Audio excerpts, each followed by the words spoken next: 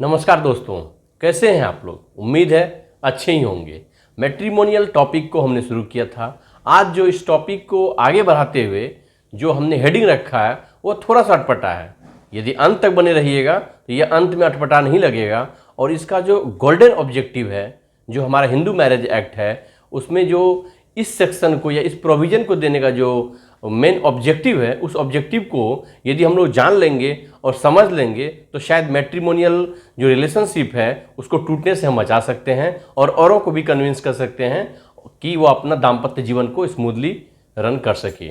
जो हमने टॉपिक का हेडिंग रखा हुआ है, ना तलाक देंगे ना साथ रहेंगे। मीन्स आजकल जो हो रहा है, शादी हुई कुछ दिन के बाद जो है दोनों का मन मुटाव होना शुरू हुआ, मन मिलता नहीं है या मिलने का कोशिश भी होता है तो कुछ लोग होते हैं जिनको इसी में मज़ा आता है, वो मन मिलने नहीं देता है। तो आपका क्या हुआ, दोनों का घर बसने से पहले ही खटपट शुरू हो जाता है।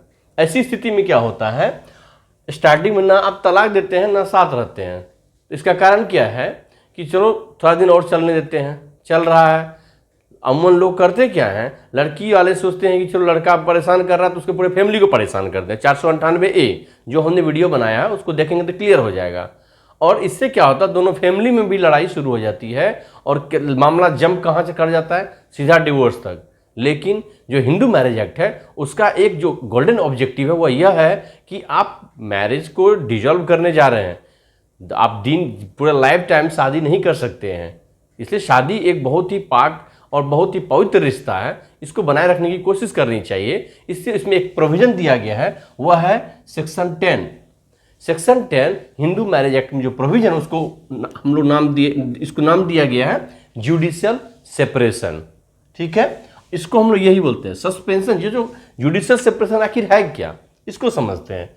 Suspension of matrimonial duties but not marriage dissolve. Means कि इसमें मैट्रिमोनियल जो ड्यूटीज होता है, मियाँ बीवी का जो रिलेशनशिप का जो दाम्पत्य जीवन का होता है वह सस्पेंड होता है, एंड नहीं होता है। शादी टूटती नहीं है, बस वो क्या होता है, वह एक ऐसे मोड में जाता है जहाँ पे हस्बैंड और जो वाइफ होता है वो अपना अपना काम करते हैं, लेकिन मैट्रिमोनियल ड्यूटीज को परफॉर्म नहीं करते हैं। बट ध्यान रखना है, मैरिज डिजॉल्व यहाँ पर नहीं होता है। इसको यह भी कहा जाता है अ स्टेप टुवर्ड्स डिवोर्स और यानी या री इंस्टीट्यूशंस ऑफ मैरिज।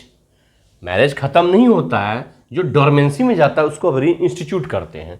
अब समझते हैं कि आखिर यह दोनों जो है कहीं न कहीं एक दूसरे का अपोजिट होता है। तो यह क्या है, यह एक ट्रांजिशन पीरियड होता है। बीच में आपकी शादी हो रखी है, डिवोर्स की तरफ आप मूव कर रहे होते हैं, लेकिन यह एक ऐसा स्टेज होता है जो दोनों के बीच में होता है। तो आप समझते हैं कैसे ये आपको डिवोर्स की तरफ मूव करेगा।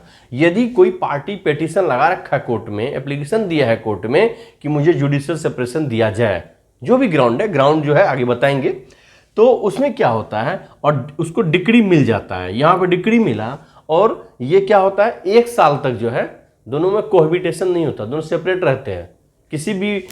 कोई भी कोशिश किया मिलाने का, लेकिन शादी जो उसका है लेकिन ना टूट रहा है ना बच रहा है। यदि 1 साल तक वह डिक्री जो है जुडिशियल सेपरेशन कंटिन्यू होता है तो वह अपने आप में एक ग्राउंड हो जाता है किसका, डिवोर्स लेने का। आप बोल सकते हैं कि लॉर्डशिप 1 साल हो चुका है हम लोग का डिक्री लेने का, लेकिन हम लोग में इमोशंस वो इनकलकेट फिर से री इंस्टीट्यूट नहीं हुआ है कि हम लोग दाम्पत्य जीवन को स्मूथली रन कर सकें, तो कृपया करके हम लोग को अलग कर दिया जाए। तो क्या होता है, स्टेप टुवर्ड्स डिवोर्स। मान लीजिए इस बीच में आपको डिक्री मिला, लेकिन जब दोनों मियाँ बीवी अलग रहते हैं, हस्बैंड वाइफ, तो दोनों को एक दूसरे का जो वैक्यूम होता है रिलेशनशिप में वो फील होता है और दोनों रियलाइज करते हैं कि हाँ गलती मेरी भी थी थोड़ी बहुत। वो सोचता है गलती मेरी भी थी, या नहीं बोले होते तो ऐसा नहीं होता।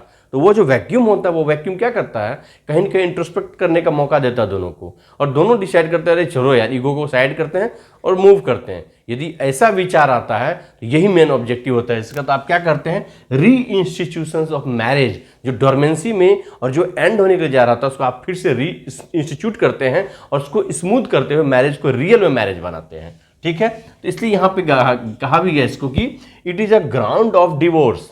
कब होगा, जो मैंने यहाँ बताया है, ग्राउंड कब बनेगा, जब नो कोहबिटेशन फॉर 1 ईयर। डिक्री मिला, 1 साल तक आप दोनों एक साथ मियाँ बीवी एक छत के नीचे नहीं रहते हैं, तो वह अपने आप में ग्राउंड बनता है। ग्राउंड किसका, डिवोर्स का। ठीक है, अब चलते हैं कि और सब क्या क्या ग्राउंड्स हैं।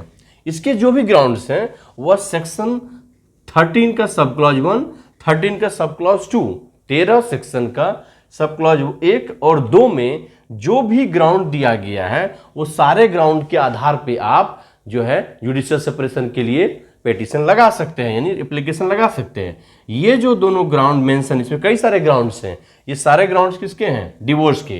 दैट मीन्स डिवोर्स लेने के लिए जो जो ग्राउंड होने चाहिए वो सारे ग्राउंड यदि होंगे तो आप जुडिशियल सेपरेशन भी मांग सकते हैं, डिवोर्स नहीं लेंगे। अब समझते हैं कि आखिर वजह क्या थी इसको इनकॉर्पोरेट करने का HMA में, जो ऑब्जेक्टिव है, मेन ऑब्जेक्टिव तो यह है, it is a chance for the couple to introspect. दोनों कपल को यह एक चांस देता है कि इंट्रोस्पेक्ट कीजिए, आत्ममंथन कीजिए, क्या आप शादी को तोड़ना चाहते हैं या शादी को बचाना चाहते हैं। तो कहीं ना कहीं इसका जो ऑब्जेक्टिव है वो बहुत ही अच्छा है और गोल्डन ऑब्जेक्टिव मैं इसको बोलता हूं। यदि आप लोगों को यह वीडियो अच्छा लगा है तो कृपया करके इसे आम लोगों तक पहुंचाएं और उनके दाम्पत्य जीवन को स्मूथ बनाने के लिए आपका योगदान सराहनीय होगा। यदि मेरा वीडियो आपको अच्छा लगा है तो कृपया करके इसे लाइक करें, सब्सक्राइब करें और औरों के साथ शेयर करें ताकि मेरा मुहिम जो है वो सफल हो। जय हिंद।